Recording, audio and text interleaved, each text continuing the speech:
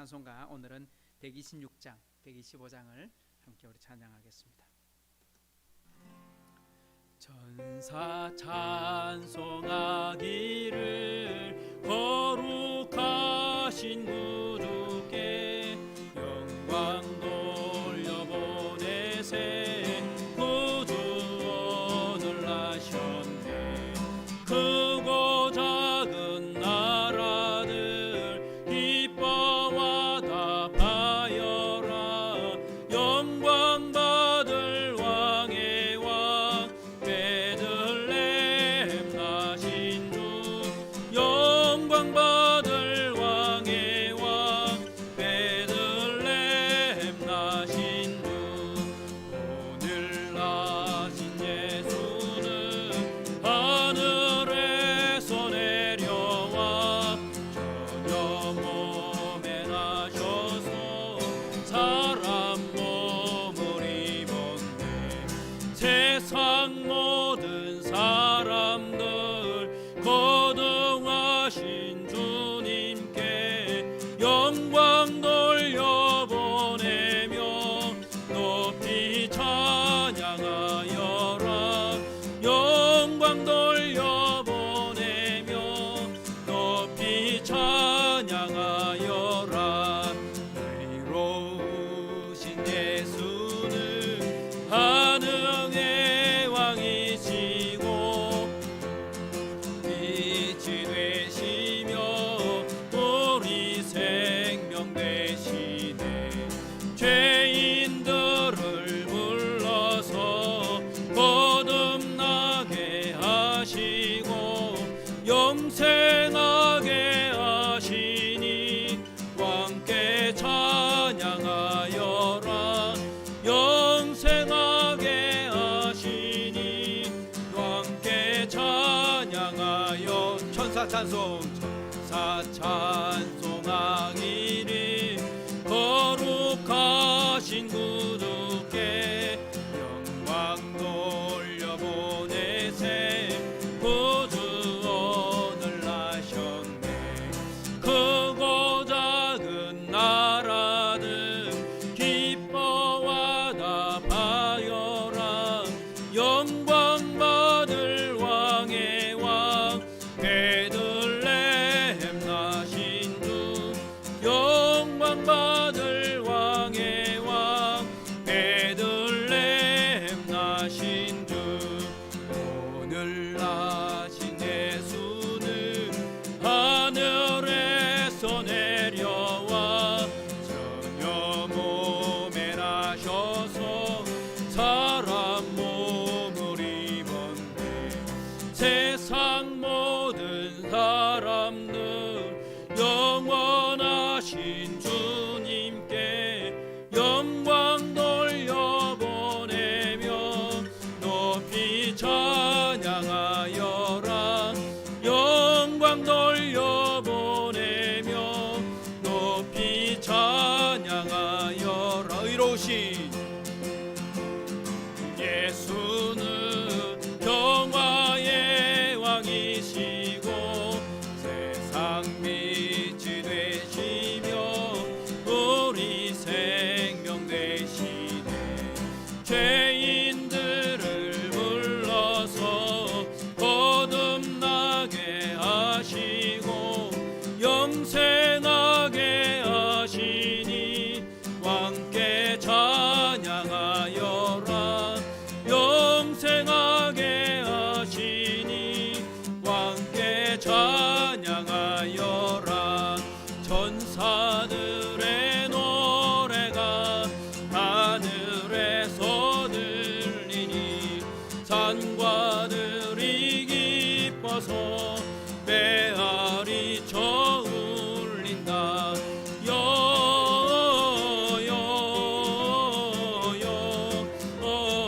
영광을 높이 계신 주께 영광을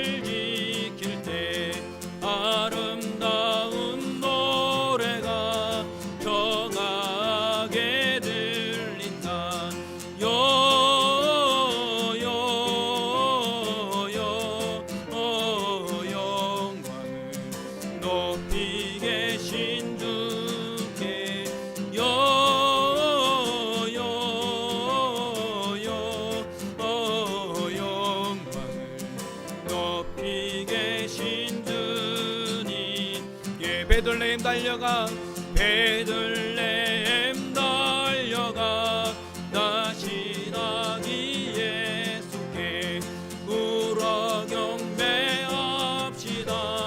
탄생하신 야기께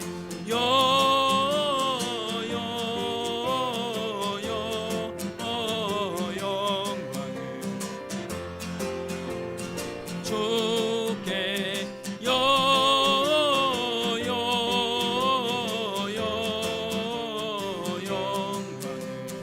높이 계신 주님께 구유 안에 누이신 어린 아기 예수께 우리들도 다 함께 기쁜 찬송 부르다. 영광을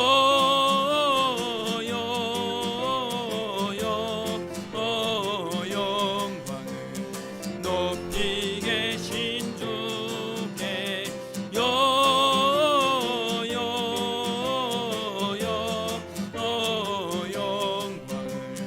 높이 계신 주. 4절만 한 번 더 하겠습니다. 구유 안에 누이신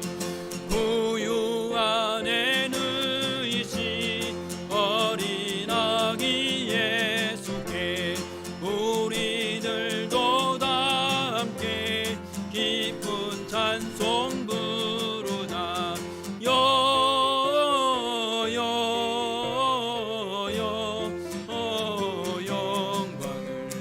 높이 계신 주께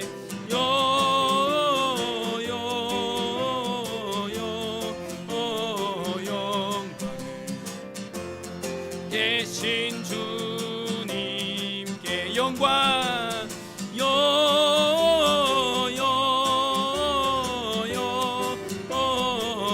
영광을 높이 계신 주께 영광을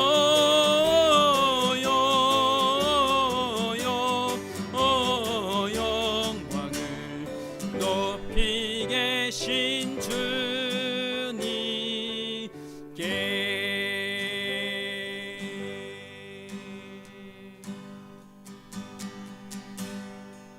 당신은 시간을 뚫고 이 땅 가운데 오셨네. 우리 없는 아들 원치 않아 우리 삶에 오셨네. 당신의 평안 버리고 우리에게 평안 주셨네. 가장 낮은 자의 모습으로 우리 삶에 오셨네. 하나님 우리와 영원히 함께 하시네. 꿈없는 우리에게 그 나라 보여두시네. 연약한 자들의 친구가 되어주시고 힘없는 우리의 인생을 위로하시네. 당신은 시간을 뚫고 이 땅 가운데 오셨네. 우리 없는 아들 원치 않아 우리 삶에 오셨네. 자신의 평안 버리고 우리에게 평안 주셨네. 가장 낮은 자의 모습으로 우리 삶에 오셨네. 하나님 우리와 영원히 함께 하시네. 꿈없는 우리의 그 나라 보여두시네. 연약한 자들의 친구가 되어주시고 힘없는 우리의 인생을 위로하시네. 예수 이곳에 우리와 함께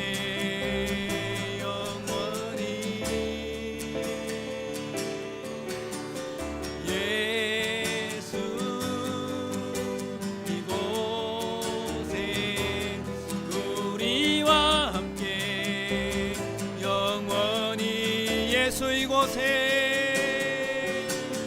예수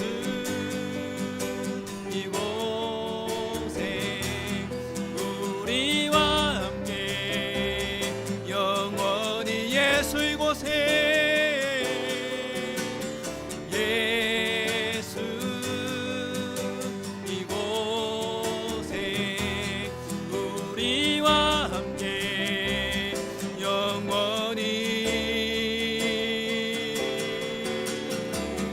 하나님 우리와 영원히 함께 하시네 꿈없는 우리의 그 나라 보여주시네 연약한 자들의 친구가 되어주시고 힘없는 우리의 인생을 위로하시네 하나님 우리와 영원히 함께 하시네 꿈없는 우리의 그 나라 보여주시네 연약한 자들의 친구가 되어주시고 힘없는 우리의 인생을 위로하시네.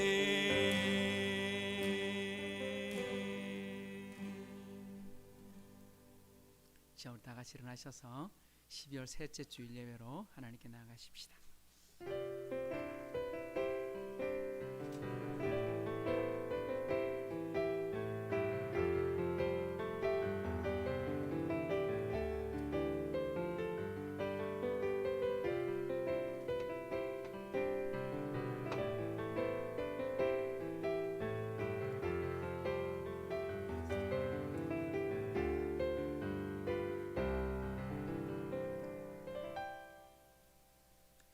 이새의 줄기에서 한 싹이 나며 그 뿌리에서 한 가지가 나서 결실할 것이요 그 위에 여호와의 영 곧 지혜와 총명의 영이요 모락과 재능의 영이요 지식과 여호와를 경외하는 영이 강림하시리니 그가 여호와를 경외함으로 즐거움을 삼을 것이며 그의 눈에 보이는 대로 심판하지 아니하며 그의 귀에 들리는 대로 판단하지 아니하며 공의로 가난한 자를 심판하며 정직으로 세상에 겸손한 자를 판단할 것이며 그의 입의 막대기로 세상을 치며 그의 입술의 기운으로 악인을 죽일 것이며 공의로 그의 허리띠를 삼으며 성실로 그의 몸의 띠를 삼으리라.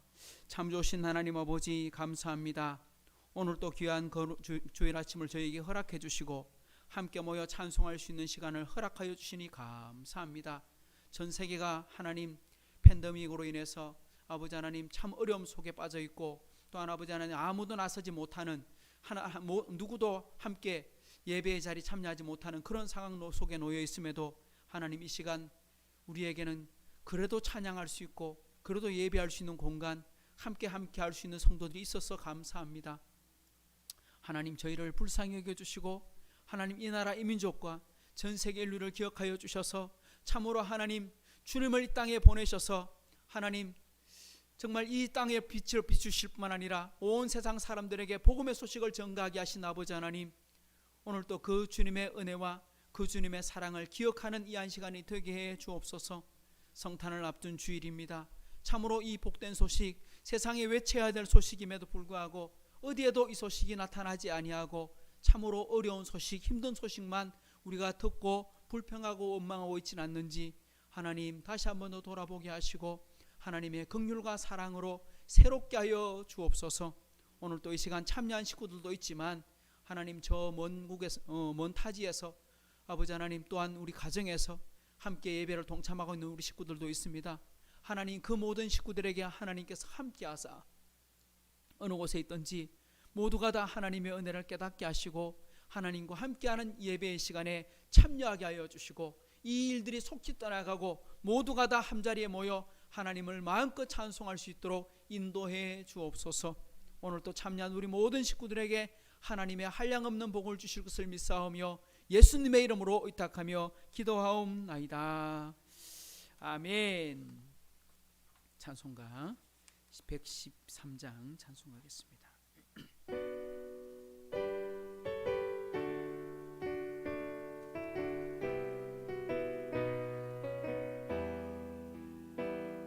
저 아기 잠이 들었네 마리아 무릎에서 그 목자 양을 칠 때에 저 천사 노래하네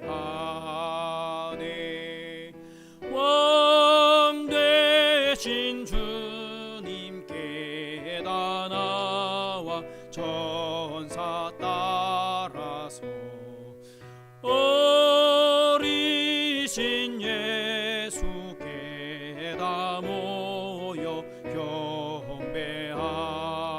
경배하세 저 짐승들이 사는 곳 그 주한 무유 안에 주 예수 탄생하시니 참 기쁜 소식이라 왕 되신 주님께 다 나와 천사 따라서 어리신 예수께 다 모여 경배하네 저 황금 요양 모략을 다 주께 드리어서 만왕의 왕 된 구세주를 함께 경배하네 왕 되신 주님께 다 나와 천사 따라서 어리신 예수께 다 모여 경배하세.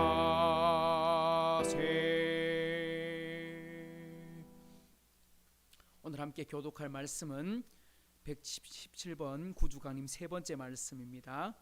광야와 메마른 땅이 기뻐하며 사막이 백합화같이 피어 즐거워하며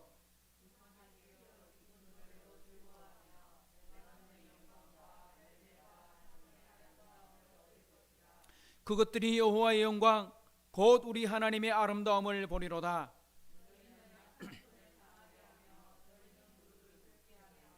겁내는 자들에게 이르기를 굳세어라 두려워하지 말라 보라 너희 하나님이 오사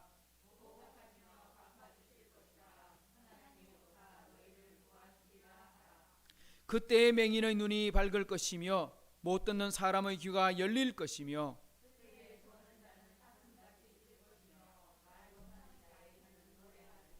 이는 광야에서 물이 솟겠고 사막에서 시내가 흐를 것임이라.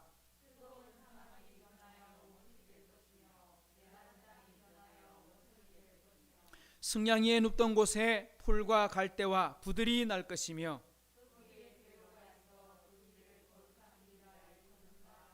같이요 깨끗하지 못한 자는 지나가지 못하겠고 오직 구속함을 입은 자들을 위하여 있게 될 것이라. 아멘. 전능하사 천지를 만드신 하나님 아버지를 내가 믿사오며 그 외아들 우리 주 예수 그리스도를 믿사오니 이는 성령으로 잉태하사 동정녀 마리아에게 나시고 본디오 빌라도에게 고난을 받아사 십자가에 못 박혀 죽으시고 장사한 지 사흘 만에 죽은 자 가운데서 다시 살아나시며 하늘에 오르사 전능하신 하나님 우편한 자 계시다가 저리로서 산자와 죽은 자를 심판하러 오시리라. 성령을 믿사오며 거룩한 공예와 성도가 서로 교통하는 것과 죄를 사하여 주시는 것과 몸이 다시 사는 것과 영원히 사는 것을 믿사옵나이다. 아멘. 이 자리에 앉으셔서 찬송가 112장을 찬송하겠습니다.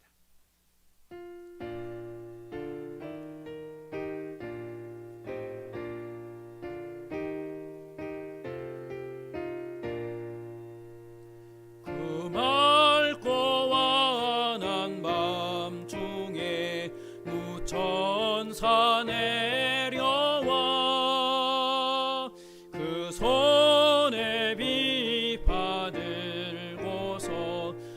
다 찬송하기를 평강의 왕이 오시니 다 평안하여라. 그 소란하던 세상이 다 고요하도다.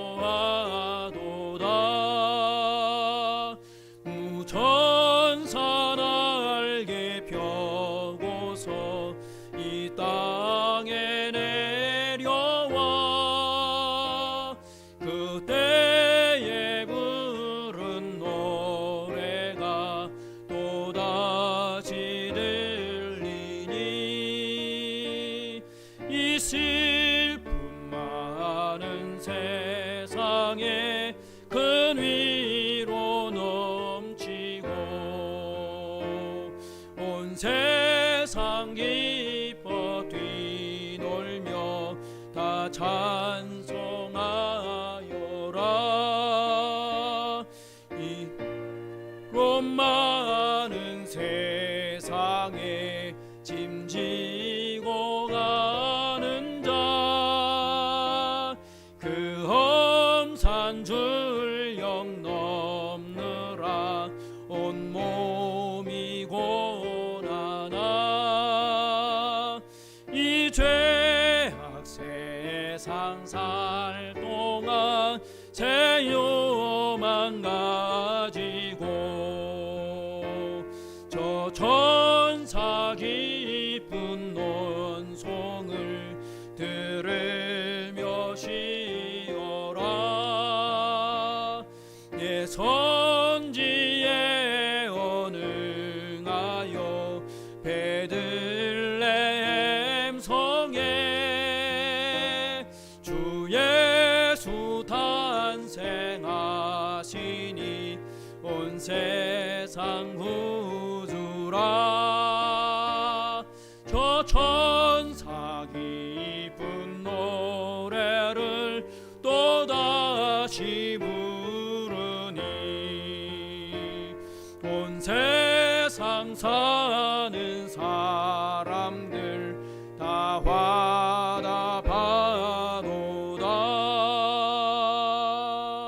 화답하도다. 이 시간 우리 정미양 성도님께서 기도해 주시겠습니다.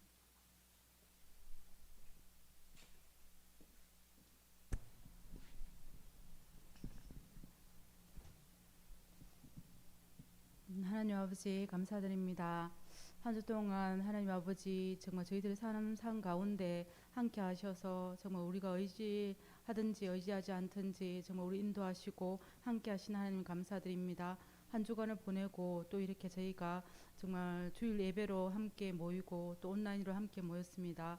아버지께서 정말 이 모인 자들과 함께 하시고 저희가 마음속에 정말 하나님의 말씀과 또 하나님의 사랑이 같이 숨쉴 수 있도록 아버지께서 인도하여 주시옵소서. 또한 저희가 좀 한 주 동안 올바르게 살지 못하고 정말 아버지께 다짐을 하지만 그렇게 살지 못했던 것도 정말 이 시간 회개합니다. 아버지께서 긍휼을 베풀어 주셔서 저희가 한 주간 또 살아갈 때에는 정말 오늘 이번 지난주에 정말 범했던 그런 죄악들을 또다시 범하지 않도록 아버지께서 인도해 주시기 원합니다. 하나님 아버지 정말 올 1월부터 정말 우리를 괴롭히고 정말 우리와 함께 정말 했던 그 코로나가 이렇게 저희가 성탄절을 앞두고도 하나님 아버지 끝을 맺지 못하고 있습니다. 하나님 아버지 정말 백신이 나오고 또 한 치료제가 나와서 우리가 내년에는 정말 함께 정말 모여서 교제함에 부족함이 없도록 아버지께서 인도해 주시옵소서. 늘 동일한 성탄절을 맞이하여서 저희가 해졌던 하나님 마음들이 있었습니까? 정말 이번 하나님 성탄절을 맞이하며 저희가 또 반성하며 또 회개할 수 있도록 도와주시옵소서. 작년과 똑같이 하는 성탄절을 맞이하며 정말 우리가 정말 이 팬데믹에 빠진 자들에게 어떻게 이 성탄을 알려야 되며 어떻게 성탄을 함께 기뻐해야 될지 저희 모든 하나님 믿는 자들이 다시 한번 고민하면서 주 앞에 다시 한번 나올 수 있도록 아버지 인도하여 주시옵소서. 또한 하나님 아버지 정말 코로나의 번식 전파력이 이렇게 하나님 막강한데 정말 우리의 하나님의 사랑이 또 이보다 더 하나님 막강하게 정말 전파되어야 될 텐데 또 하나님 회개합니다. 또한 우리가 더 하나님의 사랑을 전파하는 하나님 아버지 것에 정말 우리가 애쓸 수 있도록 아버지께서 도와주시고 또 능력을 더하여 주시옵소서. 하나님 아버지 오늘 예배 가운데 또 하나님 기도드립니다. 아버지께서 목사님을 통해서 정말 선포될 말씀 가운데 정말 우리가 하나님 아버지를 더 바랄 수 있는 하나님 말씀들이 되게 하시고 능력을 하나님 아버지 더 하는 하나님 말씀이 될 수 있도록 아버지께서 목사님을 강하게 붙잡아 주시고 정말 이 예배 가운데 참석하는 자들의 모든 마음이 뜨거워질 수 있도록 아버지께서 인도하여 주시옵소서. 정말 저희 가운데 하나님 몸이 연약한 자들이 있습니다. 또한 하나님 아버지 저희 가운데 정말 취업에 소망을 두는 자도 있습니다. 또한 저희 가운데 학업에 하나님 아버지 소망을 둔 자들도 있습니다. 아버지께서 정말 모든 소망하는 자들 가운데 하나님 아버지 뜻대로 이루어짐으로써 정말 그 일들이 더욱더 하나님 빛나며 그 일들이 더욱더 하나님 감사할 수 있는 일들이 될 수 있도록 아버지께서 인도하여 주시옵소서. 이 예배 가운데 함께 하실 하나님을 찬양합니다. 이 모든 말씀 예수님 이름으로 기도드립니다.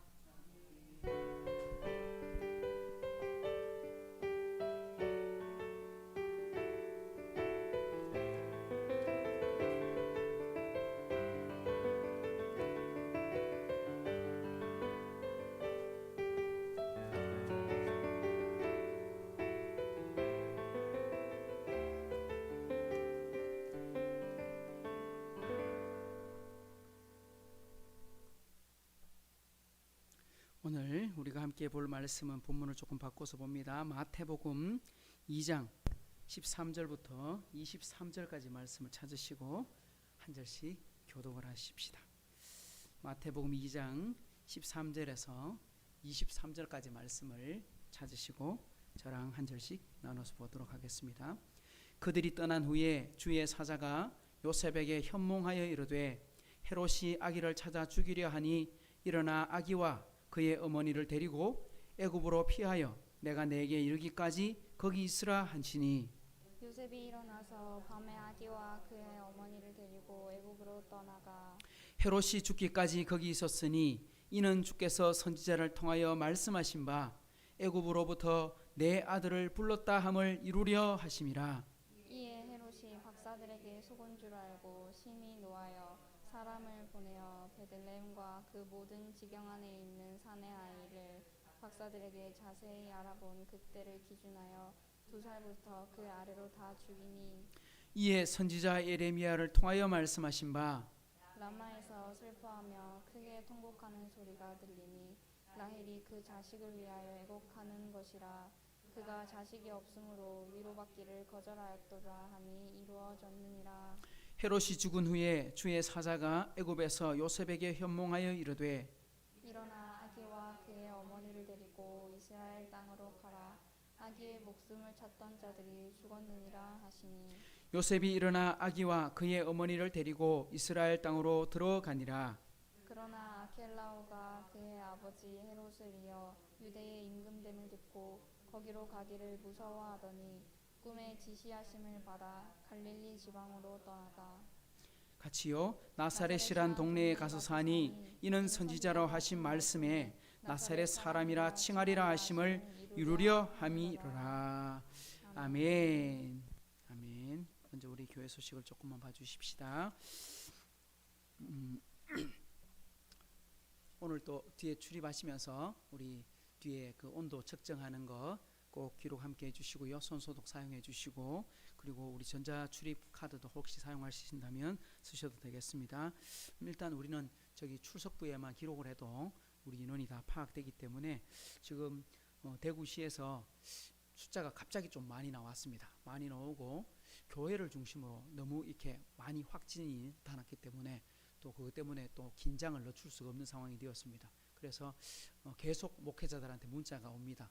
교단에서도 문자가 오고 대구시에서도 문자가 오고 예배를 드리는 건 괜찮으나 방역에 그 수칙에 철저하게 좀 지켜주시면 좋겠다. 그래서 오늘 또 우리가 그것을 꼭 기억하시고 함께 지켜주시면 좋겠다 싶습니다. 성탄절이 됐는데 오늘 또 기도할 때도 그 이야기를 했습니다만 기도가 있었습니다만 1월달 말쯤 이제 이 코로나가 나타나기 시작해가지고 뭐 대충 끝날 게 아니라 이게 올 한 해가 다 가도록 아직 끝이 안 나는 상황입니다. 전문가들 이야기를 들어보면 저 아프리카라든지 좀 이렇게 경제력이 좀 떨어지는 나라는 2023년이 되어도 백신을 맞기가 어려울 거다. 근데 그 나라 사람들이 백신을 맞지 않으면 여전히 감염자가 발생할 테니 쉬운 문제가 아닙니다. 그죠? 전 세계가 좀 양보도 할 줄 알고 배려도 할 줄 알고 또 서로를 위할 줄도 알아야 되는데, 좀 어떻게 보면 돈 많은 선진국들은 그 인구의 5배, 6배 백신 막 챙겨가지고 그런다고 해결되는 게 아닐 텐데, 이런 생각도 듭니다. 그런 마음이 참 안타깝습니다. 그리고 우리 성탄 예배가 이번 주 중에 있습니다. 금요일 날이 성탄절인데, 원래 우리가 매년 24일 날 이웃들과 함께 초청해서 식사도 하고 선물도 나누고 이랬는데, 올해는 아무리 생각해도 이웃을 초청할 수도 없고, 또 선물을 우리가 만드는 것 자체도 또 모이는 것이라 또 그것도 좀 어려운 문제가 생기고, 그렇게 해서 올해는 그냥 예배만 드리고 또 준비한 헌금을 하나님께 드리면 우리가 그 헌금 가지고 우리 동장님을 만나든지 우리 이웃을 섬기는 곳에 사용하도록 그렇게 하겠습니다. 함께 뒤에 보면 우리 성탄 헌금 봉투가 준비되어 있으니까 사용해 주시고요. 매일 같이 기도해 주시되, 주중에 제가 카톡으로도 남기긴 했지만 우리 조신원 선교사님의 우리 장녀인 우리 황준경 사모님이 코로나 확진이 되어가지고 병원에 입원했었는데, 그래도 진짜 감사한 건 5일 만에 퇴원을 했다는 겁니다. 퇴원했는데 그 유명한 그 도널드 트럼프 대통령이 맞았다는 그 치료제를 맞고 치료가 됐다는 겁니다. 그래서 집으로 돌아왔는데 집에 목사님과 2 자녀가 다 코로나 확진자로 지금 집에 있는 거예요. 병원에 갈 수도 없는 상황. 병원에 오지 말라고 한대요. 너무 많아서 갈 수도 없는 상황이에요. 그래서 치료받고 온 사모님이 확진자들과 함께 있어야 되는 그런 놀라운 상황이 미국에서는 벌어지고 있답니다. 참 깜짝 놀랄 일인데, 그래서 선교사님은 하나님이 병원에 못 데리고 가게 하시면 하나님이 치료해 주시겠지, 그렇게 생각하시고 기도한다 그랬습니다. 우리 함께 이것이 안전하게 지나갈 수 있도록, 그리고 모두가 다 합력해서 선을 이룰 수 있도록 함께 여러분 같이 기도해 주시면 좋겠고요. 원래는 한 이번 주쯤에 우리 이준우 선교사님도 서울에 훈련을 다 마쳤습니다. 그래서 한번 내려올 수 있지 않겠나 했는데, 이제 부모님 뵈러 의성이 고향이거든요. 오셨다가 원래는 대구에 볼일 좀 보고 그렇게 올라가려 했는데 어머니가 하도 막 이렇게 나다니지 마라 이렇게 강하게 밀어붙이셔가지고 잠깐 뵙고 그냥 서울로 다시 올라가셨다 그러시더라고요. 그래서 아마 좀 이제 이 우리나라도 3차 지금 어떤 유행이 번지고 있는데 좀 깔아앉고, 그래서 한 1월달이나 2월달 좀 문제가 해결되면 한번 그때 시간이 되는 대로 한번 뵙자 하고 인사를 나눴습니다. 선교사님은 훈련은 다 마쳤고요. 오늘 주보에 이제 선교 편지의 내용을 실어놨는데 훈련은 잘 마쳤고 이제 내년 7월달에 출국을 앞두고 있습니다. 이제 반년 정도 남았죠. 근데 있는 동안은 그 선교 본부에서 주는 숙소를 사용할 수 있게 되어 가지고 뭐 있는 데는 큰 문제가 없고 후원하는 교회도 있기 때문에 걱정되진 않는데, 중요한 건 이제 돌아가는 나라의 문제가 해결이 나야 되는데, 그죠? 그쪽 케냐도 코로나 해결 봐야 되는데 해결 못 보면 그것도 쉬운 문제가 아닙니다. 그래서 어떻게 될지 함께 기도해 드려야 될 문제다, 그런 생각이 듭니다.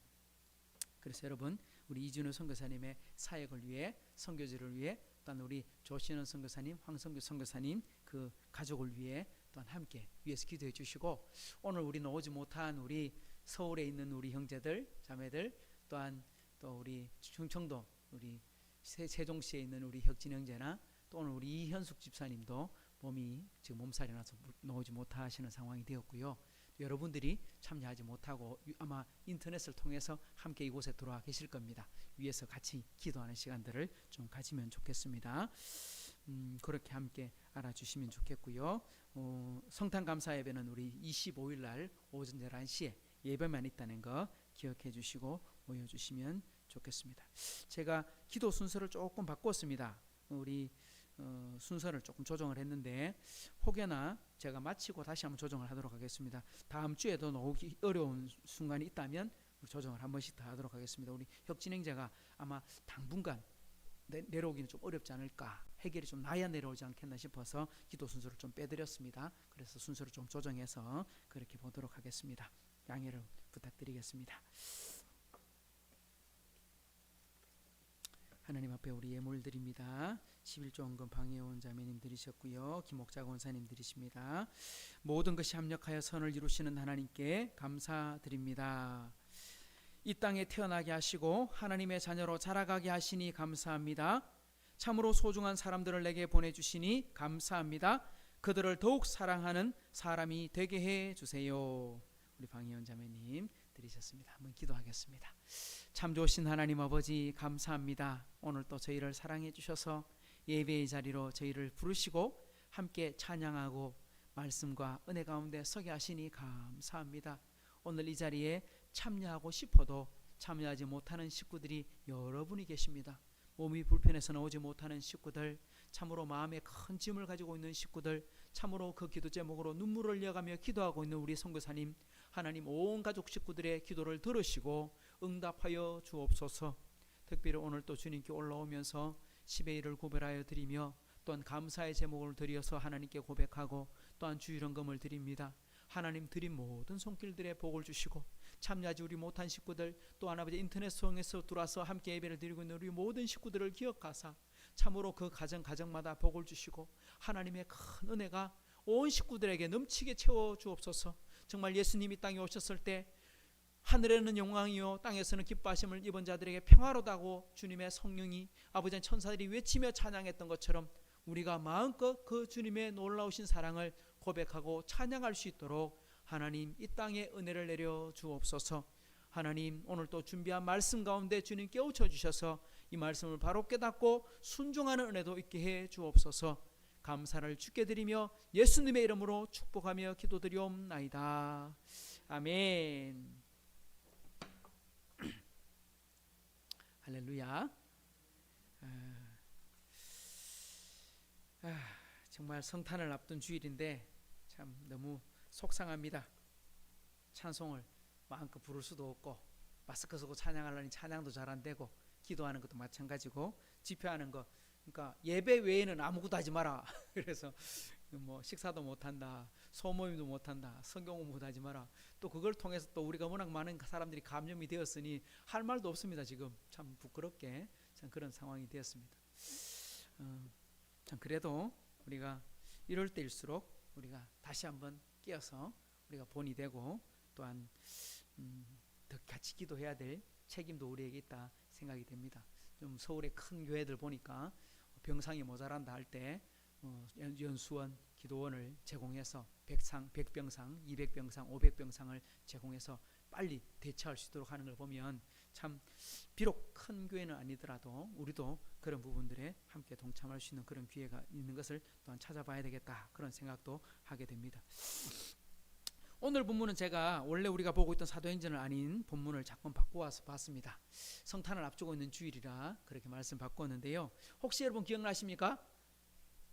이 본문을 작년 성탄을 앞둔 주일에 바로 앞에 구절들을 봤는 거 여러분 기억하십니까?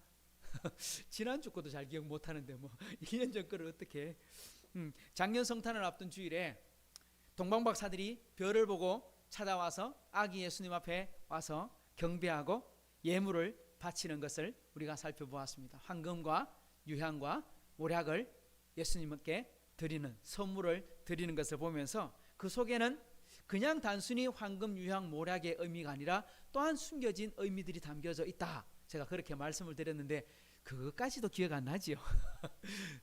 선물 3가지는 기억납니다. 황금, 유향, 모략은 쉬우니까. 첫째 예물 황금은 무엇을 상징한다? 예수님의 왕권을 상징한다. 그러니까 권력을 상징한다. 이렇게 표현했습니다. 또 그리고 두 번째 예물로 드렸던 유향은 바로 예수님이 하나님이실 뿐만 아니라 대제사장으로 오셨음을 보여주는 가장 중요한 징표다. 왜냐하니까 유향이라고 하는 것은 하나님께만 드리는 향유로 사용되는 것이었다 하고 말씀을 드렸습니다. 그리고 세 번째는 모략인데 모략은 예수님이 우리를 위해 대신해서 십자가에 못 박혀 죽으시고 희생되시는 그러니까 제물로서 그때 발려지는 그 향료로서 모략을 사용하기 때문에 예수님의 고난과 죽음을 상징하고 있다. 그러니까 아마 이걸 가지고 온 동방박사들은 그것까지 생각하지 않고 갖고 왔을 겁니다. 하지만 우리가 해석해 볼 때 그런 의미들이 담겨져 있을 거다 하고 우리가 해석해 볼 수 있다 제가 말씀을 드렸습니다. 오늘 본문을 이해하기 위해서는 이 장의 전체적인 이야기들을 한번 좀 살펴보면서 넘어가면 좋겠습니다.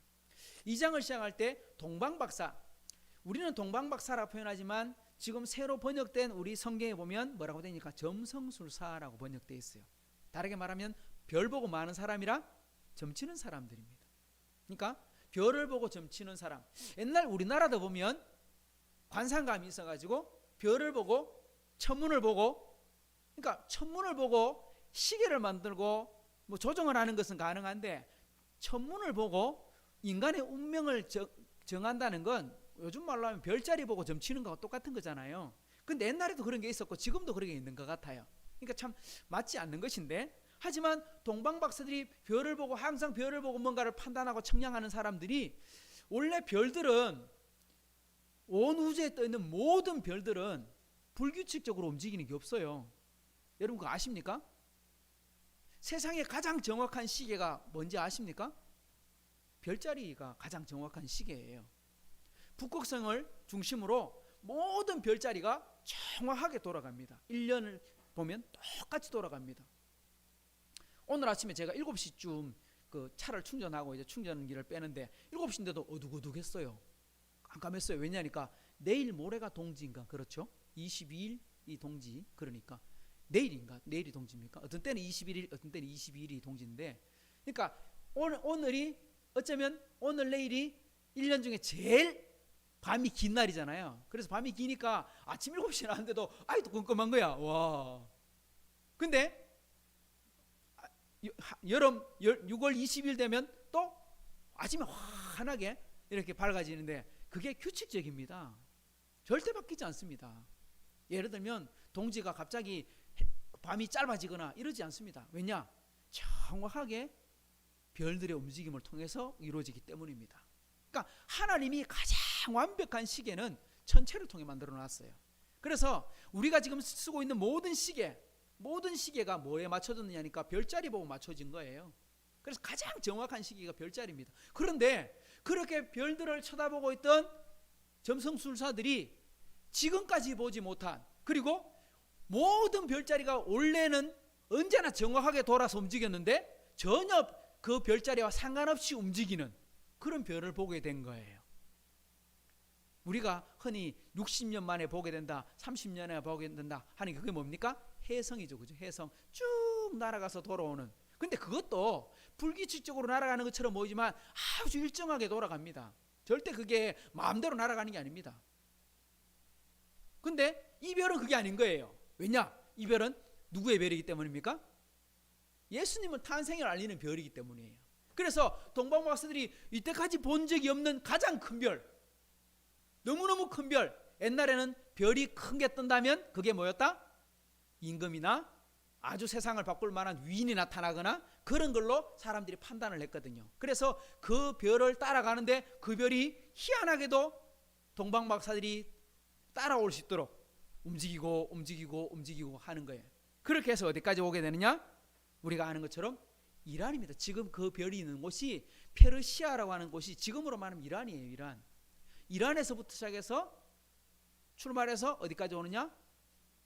바벨론을 지나고 시리아를 지나고 그 당시로 말하면 세계에서 가장 유명한 고대의 도시들을 다 지나는 거예요. 그리고 예루살렘까지 오게 되는 겁니다. 여러분 그 본문을 읽으면서 이런 생각 안 합니까? 동방박사들이 별자리 보고 찾아왔잖아요. 별 보고 밤에 별들에게 물어보면서 온 거잖아요.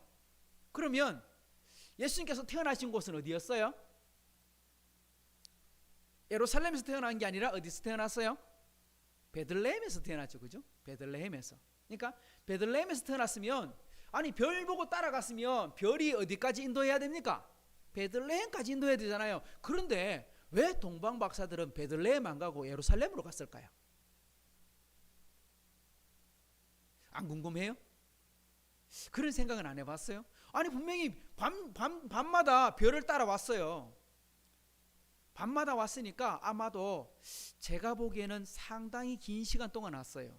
왜냐하면 누가복음 2장에 기록된 것과 마태복음 2장에 기록된 것 따져보면 어느 게 더 빠르냐 하면 누가복음의 기록이 더 빨라요.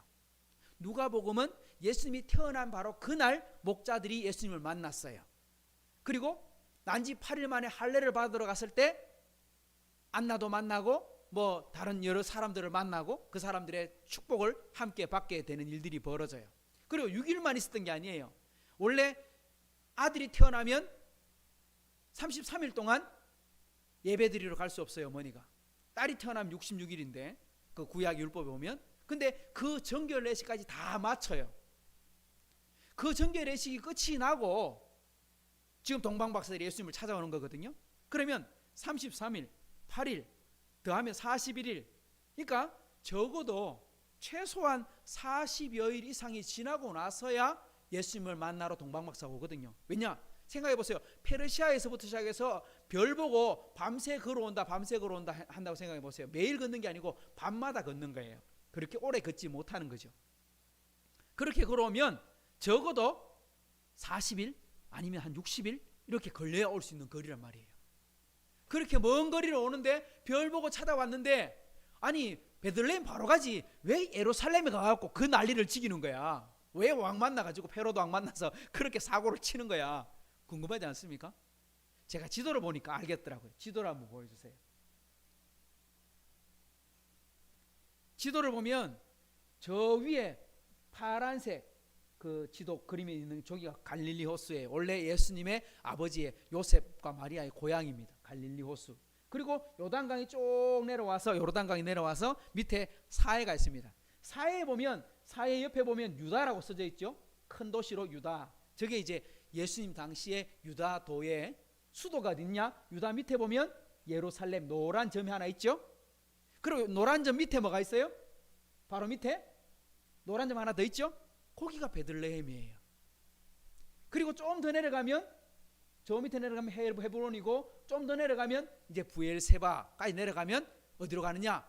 예수님의 아버지와 마리아가 예수님 데리고 어디로 도망쳤어요? 애굽으로 도망을 치잖아요. 그 길 따라 내려가서 해변길로 빠져서 이제 이집트로 도망쳤다가 다시 돌아오게 되는 과정을 거칩니다. 잘 보세요. 페르시아에서부터 동방박사들이 쭉 이제 큰 길, 왕의 대로라고 하는, 그 당시에 요즘 말로 하면 고속도로입니다. 고속도로. 요즘 말로 하면 그게 해변길이거든요. 그러니까 왕의 도로, 그게 해변길로 가는 길입니다. 그 길 따라 전쟁이 많이 벌어졌어요. 그러니까 길이 잘 닦여져 있어요. 그 길 따라 쭉 와서 누구를 만나느냐? 베들레헴 가기 전에 뭐가 있어요? 예루살렘이 먼저 있어요. 그러니까 분명히 왕이 태어났는데, 그럼 어디서 태어났을까요? 왕이 태어나는 별을 봤으니 어디에서 태어났을 거라 생각했을까요? 당연히 왕족이 사는 곳에 태어났겠지. 그러니까 어디로 가요? 예루살렘의 그러니까 궁궐로 간 거죠. 궁궐로 가서 뭐를 묻냐? 여기 유대인의 왕으로 나신 이가 어디 있습니까? 우리가 그 별을 보고 찾아왔는데 경배하려고 왔습니다. 이 말 듣고 난리가 나버렸어요. 왜냐? 왕이 태어났는데 왕은 지금 살아있어. 헤로드 왕이 살아있어. 이 헤로드 왕이 굉장히 욕심도 많고 정치력이 뛰어나고 아주 포악하고 무서운 왕이었거든요.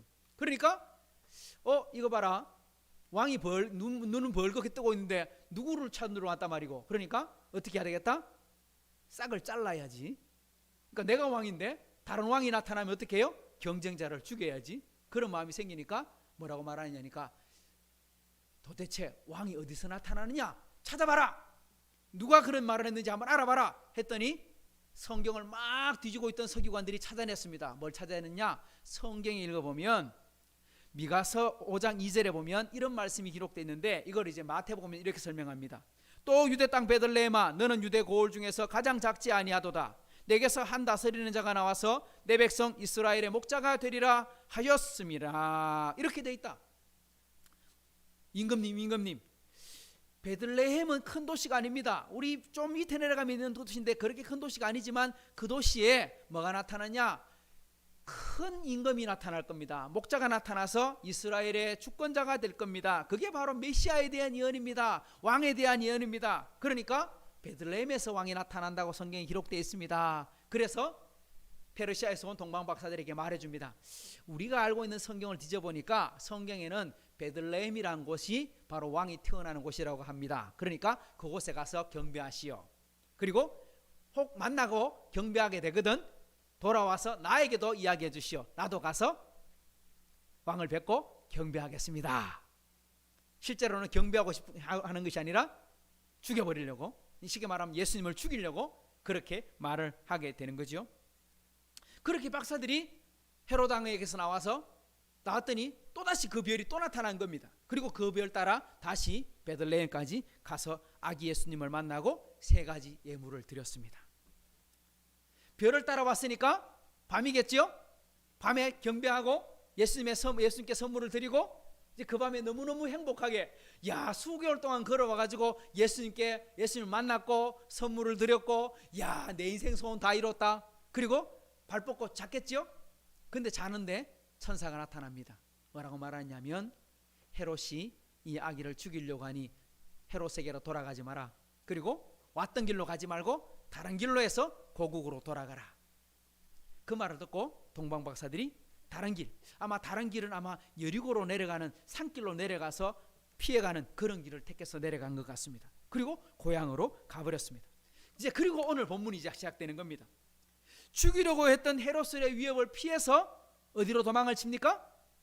애굽으로, 이집트로 도망을 갔다가 이 헤롯 왕이 죽을 때까지 이집트에 살고 있다가 헤롯 왕이 죽고 난 다음에 천사가 다시 알려줌으로 해서 어디로 돌아가느냐? 고향 갈릴리로 돌아간다는 것이 오늘 본문에 간략하게 설명하면 말씀의 내용입니다.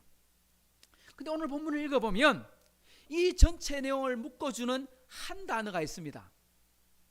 오늘 본문 13절부터 23절까지 좀 긴 건 아니지만 이 2가지 단락 속에 들어있는 문장의 말씀들을 하나로 묶어주는 한 단어가 있습니다. 그게 뭘까요, 여러분?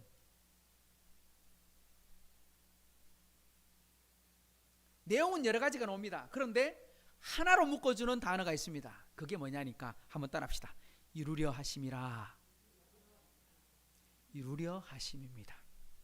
오늘 본문 15절에도 보십시오. 이루려 하심이라. 18절에도 보시면 이루어졌느니라. 그리고 마지막 23절에 보면 이루려 함이로라. 여러분, 무엇을 이루려 하시는 걸까요? 무엇을 이루는 걸까요? 무엇이냐? 바로 말씀을 이루는 겁니다. 다르게 말하면 약속을 이루시는 겁니다. 성도 여러분, 우리는 이 사실을 믿어야 됩니다. 하나님은 우리에게 약속하시고 반드시 그 약속을 이루시는 분인 줄을 믿으시기 바랍니다. 그러니까 하나님이 우리에게 약속하십니다. 우리에게 약속하시고 말씀하십니다. 그 말씀을 우리가 믿고 순종하고 따라가면 반드시 그 말씀을 지켜주는 줄 믿으시기를 축복합니다. 이걸 이야기하는 겁니다.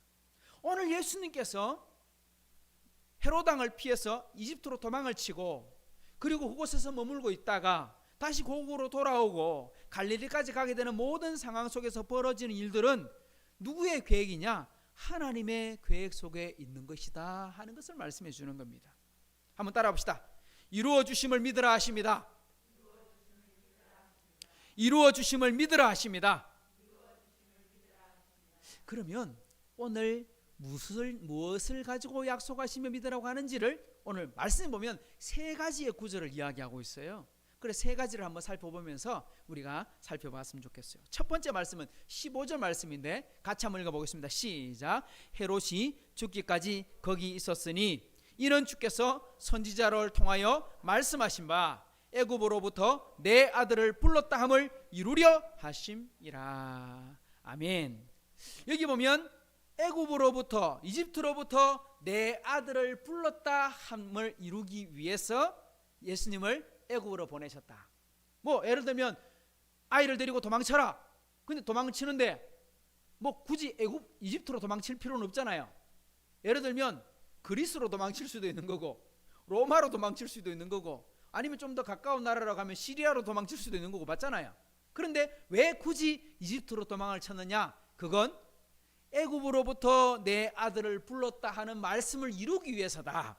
근데 이 말씀이 어디 나오냐면 구약 성경에 보면 호세아서 11장 1절에 보면 이 말씀이 나와요. 근데 이 말씀이 딱 요거 말씀을 집어서 이야기하는 건 아니에요. 호세아서 11장 1절에 보면 이렇게 되어 있습니다. 이스라엘이 어렸을 때에 내가 사랑하여 내 아들을 애굽에서 불러냈거늘. 원래 호세아서는 그 음탕한 여인 고멜과 결혼한 호세아에 대한 이야기가 나오고, 그 호세아는 바로 끝까지 변함없으신 예수님의 사랑, 하나님의 사랑을 이야기하는 거고, 고멜은 타락한 이스라엘을 상징하면서 보여주는 이야기잖아요. 그리고 이제 그 가운데서 끊임없이 하나님은 우리를 사랑하고 계신다, 끝까지 사랑하신다, 그 이야기를 하고 있는데, 그 중에 말씀이 뭐가 나오느냐니까, 이스라엘이 어렸을 때에, 그러니까 이스라엘 백성들이 이집트에서 430년 동안 종살이하고 괴로움을 당하던 속에서 하나님이 그들을 건져내어 주셨다, 불러내어 주셨다. 어떻게? 내가 너희를 사랑해서 내 아들을 애굽에서 불러냈거늘 너희는 왜 내 말 안 듣니? 원래 이 본문이거든요. 그런데 이 본문의 내용을 분명히 호세아서는 타락한 이스라엘의 이야기를 하나님께서 책망하시면서 하는 이야기인데, 그 말씀의 말씀 구절을 하나를 가지고 와서 중첩된 예언으로, 다르게 말하면 중복된 예언으로 장차 오실 예수님께서 어디로 갔다가 오신다? 이집트로 갔다가 오시는 것을 다시 중복된 예언으로 설명해 놓고 있다, 이런 의미를 갖고 있습니다. 이 예언의 말씀이 이루어지는데 누구를 통해 이루어지느냐 하면, 어떤 사람? 하나님의 말씀이 이루어집니다. 예언이 이루어집니다. 하나님의 약속이 이루어집니다. 여러분, 누구를 통해서 이루어진다 그랬습니까? 제가 말씀할 때 누구를 통해서 이루어진다 그랬어요? 말씀을 믿고 순종하는 자를 통해서 이루어진다 그랬습니다. 분명 하나님은 이 세상을 다스릴 뿐만 아니라 지금도 역사하고 계십니다. 기적을 일으키시기도 하고 심판하시기도 하십니다. 그런데 그 일들을 누구를 통해? 하나님의 사람들을 통해 통치하시고 다스리신다고 제가 말씀을 드렸습니다. 누굽니까? 오늘 말씀 보면 바로 요셉이에요. 요셉은 말씀을 듣고 천사의 음성을 듣고 즉시 순종했다는 걸 알 수 있습니다. 요셉이 즉시 순종했다는 거 어떻게 알 수 있느냐? 오늘 13절과 14절을 보면 알 수 있어요. 13절을 먼저 읽어봅시다. 시작. 그들이 떠난 후에 주의 사자가 요셉에게 현몽하여 이르되, 헤롯이 아기를 찾아 죽이려 하니 일어나 아기와 그의 어머니를 데리고 애굽으로 피하여 내가 내게 이르기까지 거기 있으라 하시니. 동방박사들이 돌아간 후에 아마 잠자리에 다시 그 다음날 다시 잠을 들었겠죠. 근데 꿈에 천사가 나타납니다. 이 천사는요, 오늘 처음 나타난 게 아니에요. 왜냐하면 요셉이 처음 마리아와 정혼했을 때, 마리아가 동정녀임에도 불구하고 임신을 했을 때도 천사가 나타나서 마리아를 데리고 와라. 왜냐? 성령으로 잉태된 거다. 마리아의 몸속에 구세주가 있다. 그러니 너는 걱정하지 말고 마리아를 데리고 와라 하고 이야기를 할 때 즉시 순종했습니다. 그런데 오늘 말씀에 보면 헤롯이 아기를 죽이기로 한다. 지금 헤롯이 만약 베들레헴에 쳐들어오면 어떻게 돼요? 아기 죽는 거예요. 메시아가 죽는 거 아닙니까? 그러니까 빨리 피해라. 어디로? 애굽으로 피해라. 내가 내게 지시할 때까지 그곳에 머무르고 있으라 하고 이야기를 합니다. 그 말씀을 듣고 요셉이 어떻게 반응하는지 보십시오. 14절을 같이 읽어봅니다. 시작. 일어나 밤에 아기와 그의 어머니를 데리고 애굽으로 떠났더라. 다음 날 아침에 애굽으로 갔다고 되어 있습니까? 뭐라고 되어 있어요? 요셉이 꿈에서 깨자 밤에. 무슨 말이냐 하면 잠들었어요. 잠자고 있다가 잠결에 꿈을 꿨어요. 꿈이 막 정신없이 산란한 거예요. 막 심각한 거야. 이 이야기는 진짜 깜짝 놀란 이야기잖아. 왜? 아기만 죽이겠습니까? 죽인다면 자기랑 와이프 다 죽는 거 아닙니까? 아기도 죽일 뿐 아니라. 그러니까 지금 꿈자리가 막 사나웠는데 그 꿈을 듣고 하나님의 음성을 듣고 아침까지 기다렸다가 보따리 다 사가지고 그렇게 출발합니까? 그게 아니었다는 거예요. 깨자말자 바로 그 밤에 바로 이집트로 내려갑니다. 여러분, 옆 동네로 가는 게 아니잖아요. 여기 보니까 어디로 갔다는 거예요? 이집트. 이스라엘이 아니고 어느 나라로 갔다는 거예요? 다른 나라. 지금으로 말하면 우리가 배 타고 일본으로 갔거나 아니면 기차 타고 중국으로 도망을 쳤거나 그렇게 피했다는 거예요. 요즘 말로 하면 이게 뭐예요? 요즘 말로 하면 정치적 망명이라고 말할 수 있는 거잖아요. 다른 나라로 피신을 했다. 정권에 찍혀갖고 막 미국으로 도망치고 뭐 프랑스로 도망치고 이런 일이 있었다는 거잖아요. 동방박사들이 천사의 명령을 받고 돌아가라 하는 건 이해가 돼요. 왜? 그 사람들은 재산도 있고 뭐 갖고 온 뭐 가지고 온 사람들도 굉장히 수행자 많았을 거고 돌아간다는 큰 문제가 안 돼요. 근데 요셉이 천사의 말에 순종하는 건 굉장히 어려운 겁니다. 왜냐? 태어난 지 불과 한 달, 두 달 정도밖에 안 된 아기가 있어요. 산모를 데리고 가야 돼요. 거기다가 요셉이 돈이 많은 사람이에요, 적은 사람이에요? 돈 없는 사람이에요. 왜, 뭘 보면 알 수 있느냐? 누가복음에 보면 예수님을 위해서 성전에 올라가서 속죄를 할 때 보면 양을 잡거나 염소를 잡거나 이렇게 못하고 뭘 잡느냐? 그 비둘기 새끼 2마리를 바치거든요. 그건 뭘 말하냐면 진짜 가난한 사람들이 비둘기를 바쳐서 피를 뿌려서 하나님께 속죄를 구하는 거예요. 그러니까 예수님의 어머니 아버지는 형편이 넉넉한 사람이 아니었어요. 그런데 태어난 지 얼마 안 되는 아들을 데리고 산모를 데리고 그리고 먹고 살 것 준비도 안 된 상황에서 다른 나라로 가면 나는 어떻게 살아? 그래도 갑니다. 이게 중요한 거예요. 요셉이 보여주는 순종은요, 전폭적인 믿음에 의한 순종이라는 것을 가르쳐 주는 거예요. 이러한 순종이 저와 여러분에게도 있기를 축복합니다. 굉장히 중요한 겁니다. 이러한 순종은 누구에서도 볼 수 있냐면 아브라함을 통해서도 볼 수 있어요. 아브라함은 하나님께서 100살 때 낳은 아들 이삭을 하나님께서 뭐라고 말씀하셨냐면 내가 지시하는 땅에 가서 번제로 바쳐라. 아들을 죽이라는 겁니다. 그것도 칼로 찔러 죽이고 다 태우라는 겁니다. 번제는요, 하나도 남김없이 다 태우는 거예요. 싹 다 불태워 죽이는 거예요. 엄청난 거죠. 그런데 그 하나님의 무시무시한 명령을 들었을 때 아브라함이 어떻게 했습니까? 즉시 순종했어요. 하루 생각해 보지 않았어요. 이틀 기도해 보지 않았어요. 우리 이런 명령 받으면 아이고 하나님 아버지 어떻게 합니까? 이러면서 그죠? 금식해가며 기도하면서 이거 좀 바꿔주면 안 되겠습니까? 이거 잘못된 거 아닙니까? 내가 잘못 알아들은 거 아닙니까? 막 이러지 않겠습니까? 그리고 혹여나 다른 사람한테 내가 들은 거 잘못 들은 거 아닙니까? 물어보지 않겠습니까? 근데요, 아브라함 그런 말 한마디도 없어요. 아무하고도 상의하지 않아요. 바로 아침에 종들 데리고 나무 씻고 아들 데리고 바로 출발해버립니다. 부인에게 설명도 안 해줍니다. 바로 가버립니다. 왜 그렇게 했습니까? 이때 아브라함의 믿음이 어떤 믿음이라고 히브리서에 기록합니까? 내가 아들 이삭을 죽일지라도 하나님께서 뭐 해주실 거다? 다시 살려주실 거다. 왜? 하나님 약속했으니까. 뭐라고 약속하셨는데요? 밤하늘의 별을 봐라. 이 별처럼 내가 만들어주겠다. 누구를 통해서? 네 아들을 통해서. 네 아들은 너와 사라를 통해서 태어나는 아들밖에 네 아들이 아니다 했으니까 아들 하나밖에 없어. 이삭밖에. 새로운 아들을 주는 것도 아니야. 그러니까 그 아들을 통해서 약속하셨으니 그 아들을 약속을 지킬 것이면 내가 죽여도 하나님 뭐 하실 거다? 다시 살려주시겠지. 그러니까 걱정하지 않았던 거예요. 그러니 이 믿음을 전폭적인 믿음에 의한 순종이다. 그러니까 하나님의 일을 누가 이루느냐? 믿음을 통해서 순종하며 역사가 일어나는 거예요. 그러니까 아브라함이 믿음의 조상이 될 수 있었던 건 원래 믿음 조상 아니었어요. 초라한 사람이었어요. 약속도 어기는 사람이었어요. 믿음도 부족한 사람이었어요. 그런데 점점 믿음이 강해지고 강해져서 하나님의 일들을 이룰 수 있는 사람이 된 것처럼 로마서 8장에도 우리 이렇게 말씀해 줍니다. 같이 읽어봅시다. 로마서 8장 28절 시작. 우리가 알거니와 하나님을 사랑하는 자 곧 그의 뜻대로 부르심을 입은 자들에게는 모든 것이 합력하여 선을 이루느니라. 할렐루야. 여기 보면 모든 것이 합력해서 지금 내가 생각할 때 도무지 이해가 안 되는 일이지만 정말 시간이 지나면 알 수 있는 거지만 지금은 너무너무 불합리해. 이해할 수 없어. 너무 고통스러워. 그런데 시간이 지나고 보니까 하나님은 반드시 뭘 이루신다고요? 선을 이루신다고요. 선이란 게 뭡니까? 좋은 걸 주신다. 하나님은 절대 우리에게 잘못된 것을 주시지 않는다. 요셉이 이집트로 가는데 하나님께서 먼저 준비해 놓으신 게 있어요. 그게 뭐예요? 바로 그게 동방박사들의 예물이었어요.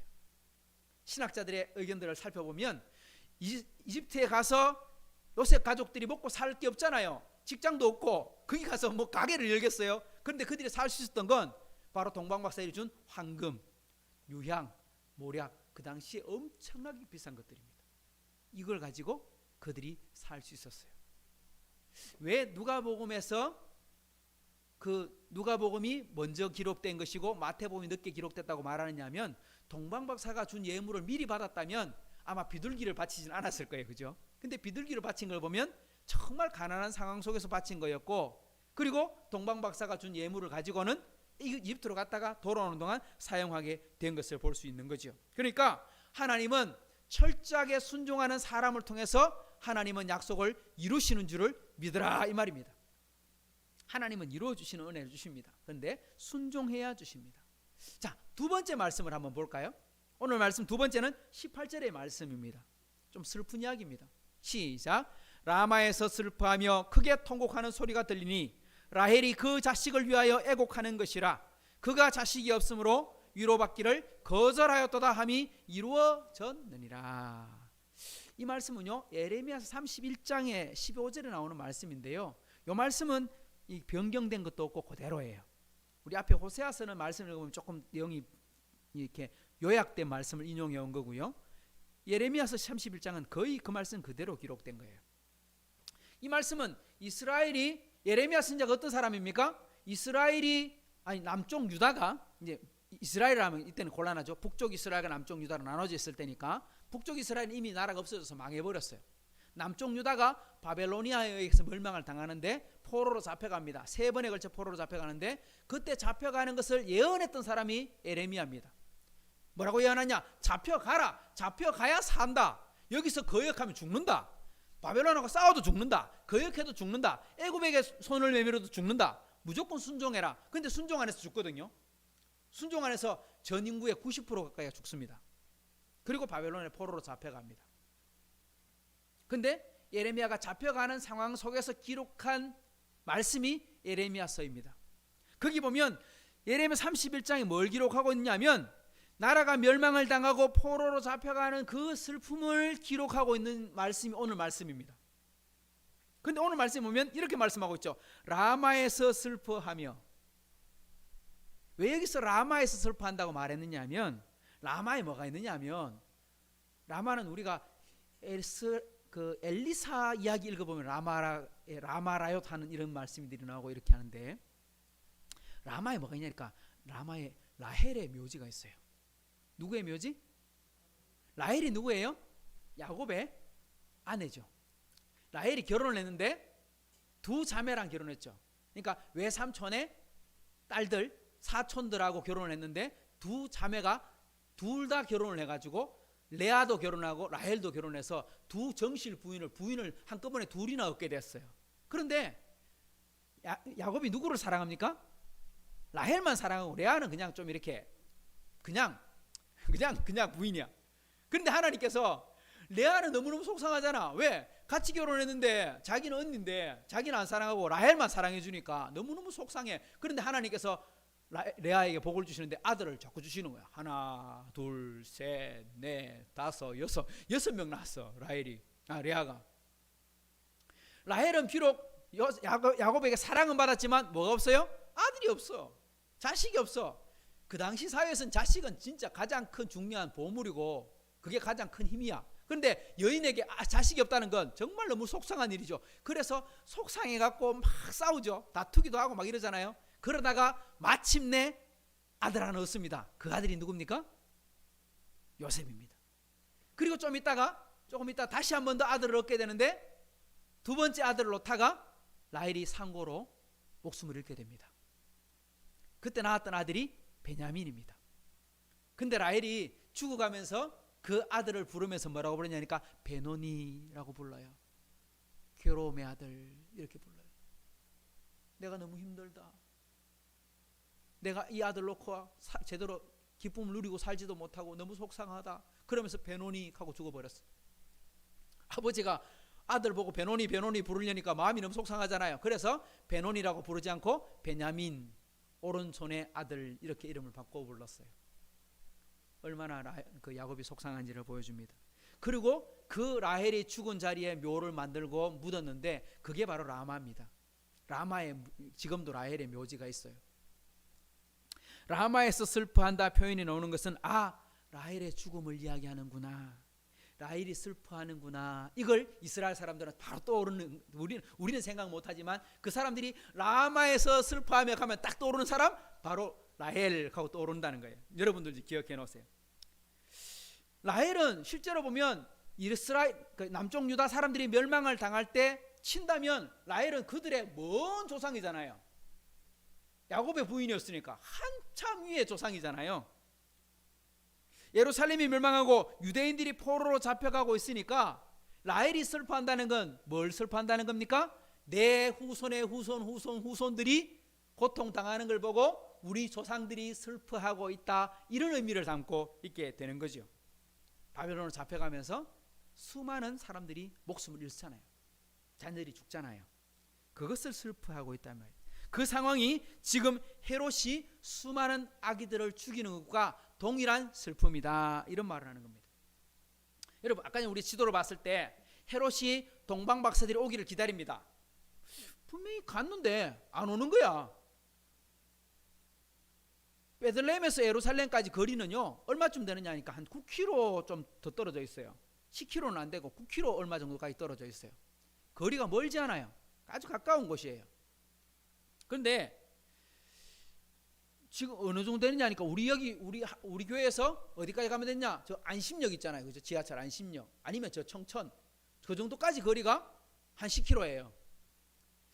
우리가 걸어가면 아마 하루 정도 걸으면 뭐 갔다가 돌아올 수 있는 뭐 거리쯤 되잖아요, 그죠?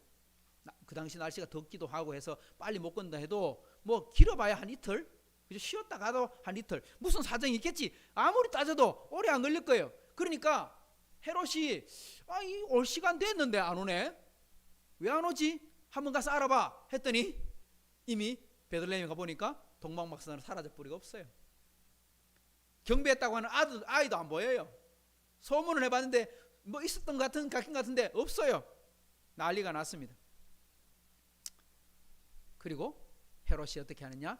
베들레헴과 그 인근 동리에 있는, 그때로 계산해 가지고 적어도 2살 아래에 있는 모든 남자아이들은 다 죽여버려라. 그러면 다 죽여버리면 그 중에 왕이라고 하는 아이도 포함되어 있겠지. 그리고 다 죽여버려라. 난리가 났습니다. 진짜 말 그대로 날벼락이 떨어진 겁니다.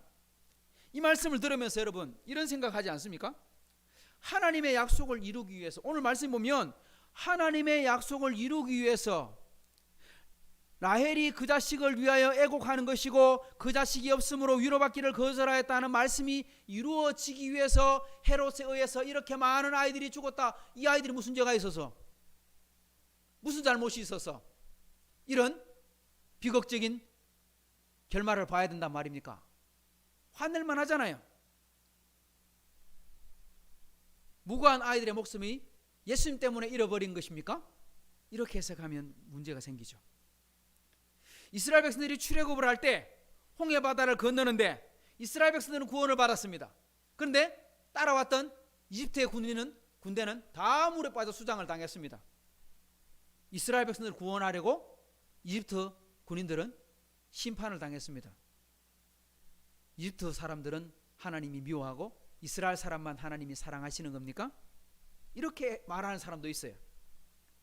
에덴 동산에서 아담과 하와가 선악과를 따먹는데 하나님께서 뭐라고 말합니까? 다 해도 되는데 동산의 선악과를 구분하는, 선과 악을 구분하는 열매만 먹지 마라 라고 말씀하셨는데, 하나님 어떤 분이시냐? 하나님 전지전능하신 분이십니다. 선악과를 만들어 놓으시고 먹지 마라 한다고 아담과 하와가 안 먹을 것 같으냐?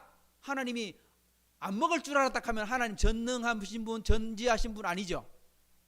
하나님 그럼 전지전능하신 분, 모든 것을 아시는 분이니까 아담이 선악과를 먹을 거 알았어요, 몰랐어요? 알고 계셨어요. 그러면 만들지 말아야지.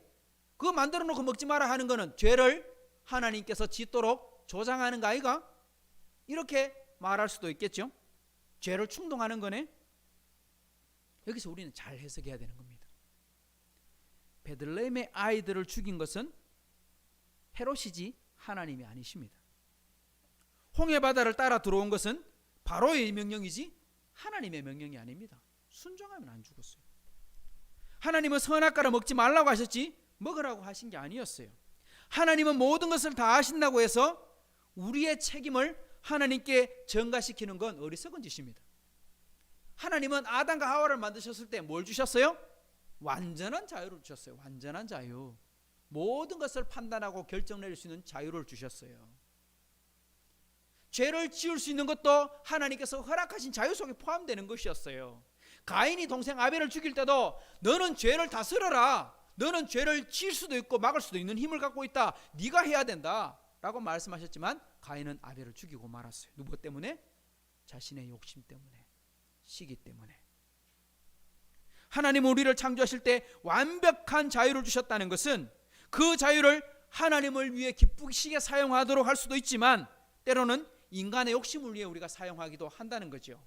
그래서 그 욕심 때문에 죄를 낳고 그 죄 때문에 우리가 죽음에 이르게 되는 것입니다. 지금 우리가 겪고 있는 코로나19의 상황도 마찬가지입니다. 여러분, 하나님이 인간들에게 내리는 벌이 코로나겠습니까? 우리 연초에 그런 설교를 하는 경우도 있었습니다. 듣기도 했습니다. 뭐냐니까 선교사들은 막 핍박하는 중국에 대한 하나님의 심판이다, 이런 설교를 하시는 목사님도 있었어요. 그러면 지금 중국에는 별로 코로나 환자 별로 없잖아요. 전 세계가 지금 고통당하고 있잖아요. 미국이라든지 유럽이라든지 뭐 엄청나게 사람들이 죽어가고 있잖아요. 그러면 그 사람들이 죽어가는 거는 어떻게 설명합니까? 선교사를 핍박해서? 말이 안 맞잖아요. 그러니까 그 해석은 잘못됐다는 거예요. 원래 우리가 코로나를 보면서 코로나만이 아니었습니다. 기근, 지진, 홍수, 우리가 지금 올해 여름에 겪었던 일들만 생각해도 엄청난 일들이 지나갔습니다. 또 며칠 전에는 엄청난 추위도 왔지만 일본에는 보니까 눈이 막 1m, 2m 이렇게 막 와서 난리가 났습니다. 이거 다 뭐 때문이냐? 지구 온난화에 의한 문제입니다. 대기가스, 그러니까 너무 따뜻한 CO2 때문에 발생하는 문제입니다. 그리고 코로나가 겹쳐져 있습니다. 그래서 우리는 이 문제를 보면서 단순히 어떤 바이러스의 재앙이다, 아니면 기후가 조금 문제가 있구나, 이렇게 생각하면 안 돼요. 왜냐? 이거 다 누가 만들어낸 거예요? 사람들의 실수로 만들어지고 있는 거예요. 코로나 여러분 왜 생겼을까요? 코로나 바이러스가 원래 있었을까요, 없었을까요? 이미 존재했어요. 어디에? 박쥐 몸속에, 낙타 몸속에, 우리 천상갑 아르마딜로 하는 그 있잖아요. 동그랗게 생긴 공처럼 생긴 그 뭐 공룡 비슷하게 생긴 거, 그거 몸속에 바이러스가 다 있어요. 근데 그 바이러스가 원래는 사람하고 접촉을 잘 안 해요. 왜냐니까 그건 다 어디 살아요? 저 멀리 자연에 살아요. 저 멀리 야생에 살아요. 낙타라든지 이런 건 전부 다 사람들과 좀 먼 거리 속에 떨어져 살고 있어요. 동굴 속에. 그런데 사람들이 어떻게 해요? 점점점 그들이 살고 있는 땅으로 들어가고 있어요. 그게 뭐예요? 서식지를 파괴하고 있잖아요. 밀림을 파괴하고 있고, 그죠? 산을 밀고 있고, 도시를 만들고 있고, 그러면서 야생의 세계로 사람들이 자꾸 침범해 들어가면서 살고 있는 영역이 같이 겹쳐지고 있는 거예요. 겹쳐지니까 어떻게 돼요? 인수 전염병으로 이게 변종이 발생하면서 코로나 바이러스가 발생하고 메르스 바이러스가 발생하고 이렇게 달라지고 있는 거예요. 그래서 이번 코로나 바이러스는 코로나 바이러스의 두 번째 변형, 이렇게 하고 코로나2 이렇게 설명을 하더라고요. 다른 말로는. 결국은 이 코로나의 상황은 누가 만들어낸 거냐? 알고 보면 인간들이 세상 그들이, 그러니까 야생의 동물들이 살아야 되는 세상 속으로 우리가 자꾸 들어가다 보니까 그 일들이 자꾸 겹쳐져서 발생하고 있는 문제라는 거예요. 인간의 무분별한 환경의 파괴로 생기고 있다는 거죠. 이런 것들이 문제가 된다. 오늘 본문의 말씀과 에레미야 말씀은요, 이중적인 거예요. 중복되어 있는 거예요. 어떤 중복이냐? 바벨론의 포로로 잡혀가던 그때 수많은 자녀들을 잃었던 어머니의 심정을 라헬의 묘를 지나면서 무덤 속에 누워있는 라헬이 얼마나 슬퍼할까 하는 심정으로 이것을 기록하고 있고요. 그 말씀을 마태복음에 가지고 와서는 헤롯이 예수님을 죽이기 위해서 수많은 아이들을 죽이게 되었는데 그때 부모님의 슬퍼하는 심정이 똑같다, 이런 마음으로 기록하고 있다는 거예요. 다 뭐 때문에 일어나는 거예요? 인간의 간악한, 인간의 범죄 때문에 이런 참혹한 일들이 벌어지고 있음을 나타내 주고 있는 것입니다. 그는 어떻게 되었습니까? 중요한 건 이겁니다. 헤롯이 예수님을 죽이려고 했는데 예수님을 죽일 수 없었어요. 못 죽였어요. 범죄를 엄청나게 저질렀습니다. 수많은 아이들을 죽였음에도 불구하고 그는 실패하고 말았어요. 그러므로 순종의 성공도 대적의 실패도 다 같이 말씀의 언약한 대로 성취가 되었다라는 것입니다. 요셉이 천사의 말을 듣고 순종했습니다. 그래서 이집트로 피신함으로 아이와 가족이 살아날 수 있었습니다. 하나님의 성취 아닙니까? 하나님의 약속의 말씀이 이루어진 겁니다. 또 2살 아래의 남자아이들이 피 흘리게 된 것도 결과적으로 보면 결국은 말씀의 성취를 이루게 된 것입니다. 이건 뭘 나타내느냐 하면 하나님의 구원의 역사는 우리가 생각하기에는 이해하기 어렵습니다. 그렇게 아이들이 죽는 것을 우리가 설명할 수 있습니까? 하기 어렵습니다. 또 이 코로나 사태로 수많은 사람들, 수백만의 사람들이 고통 속에 목숨을 잃을 수도 있습니다. 이거 우리가 이해할 수 있습니까? 이해할 수 없습니다. 하지만 큰 시각으로 보면 이 모든 것 위에 누가 계십니까? 하나님이 계십니다. 하나님이 다스리고 계십니다. 그것을 우리가 다 이해할 수는 없지만 하나님이 함께하고 계십니다.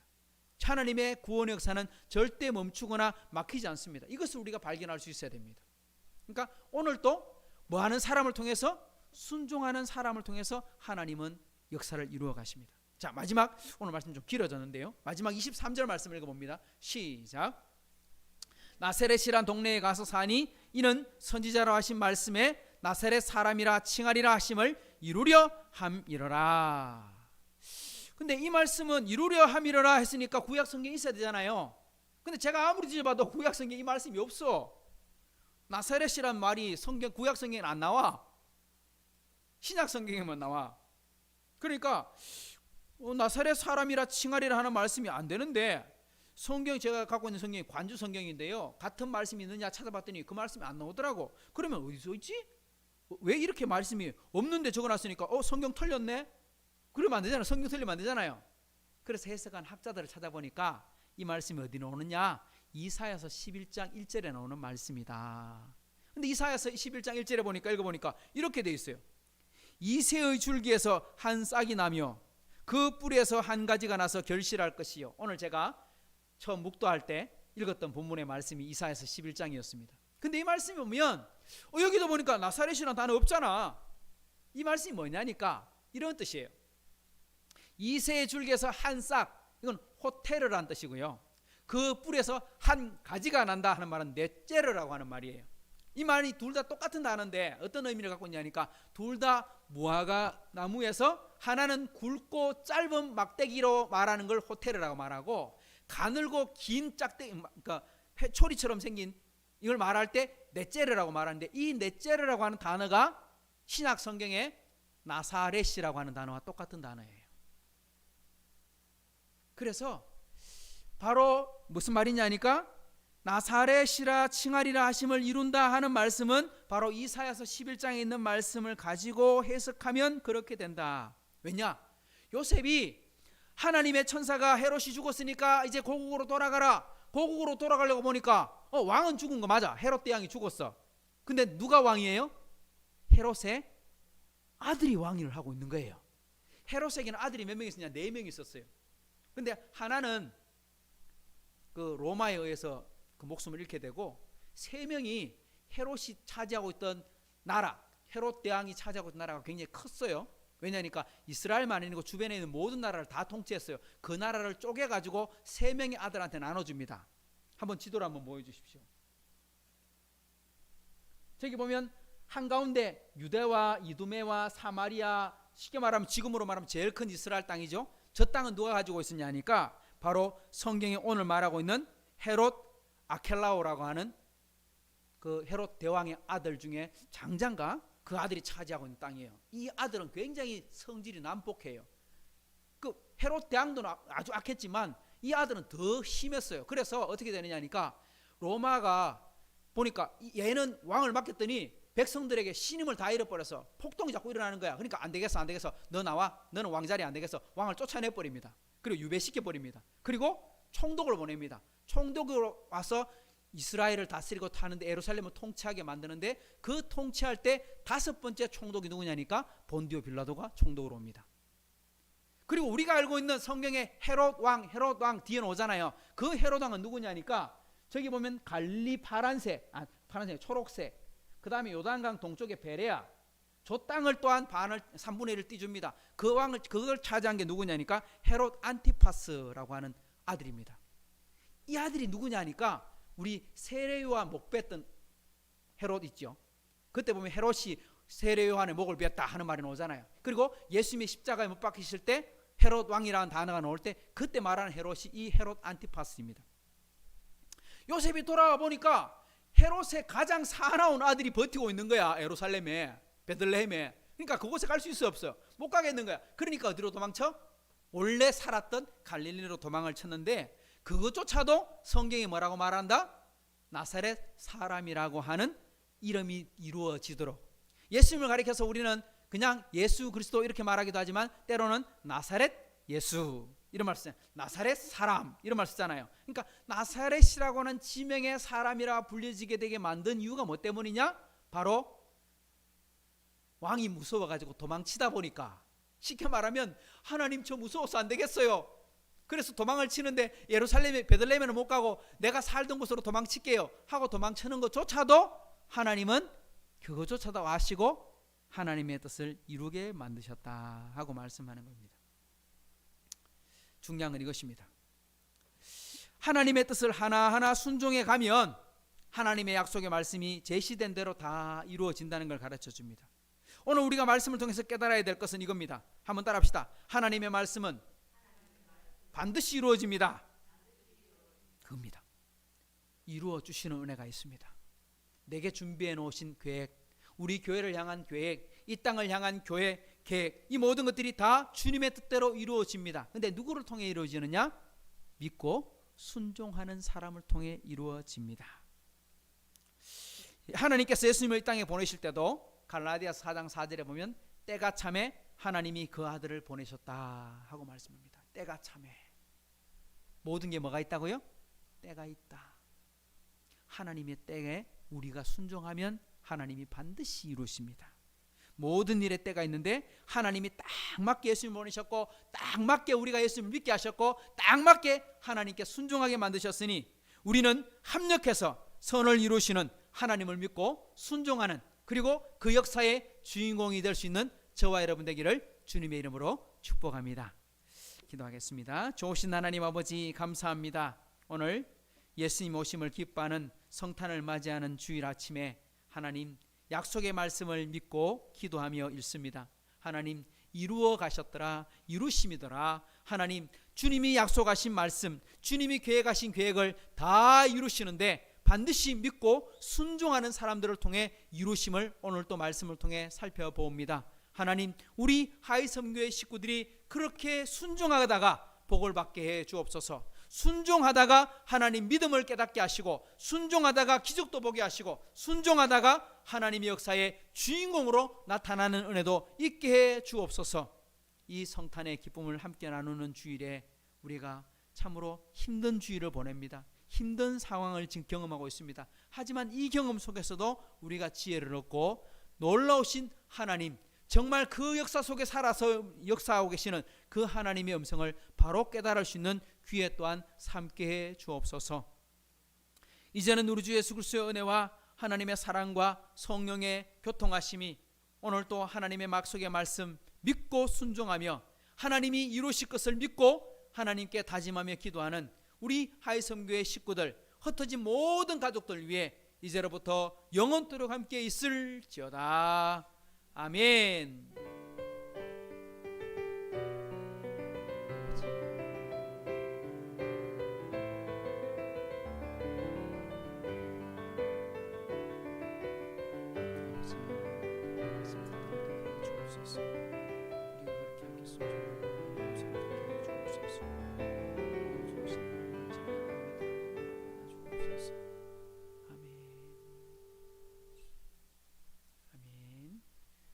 함께 참여해 주신 모든 분들 감사드리고요.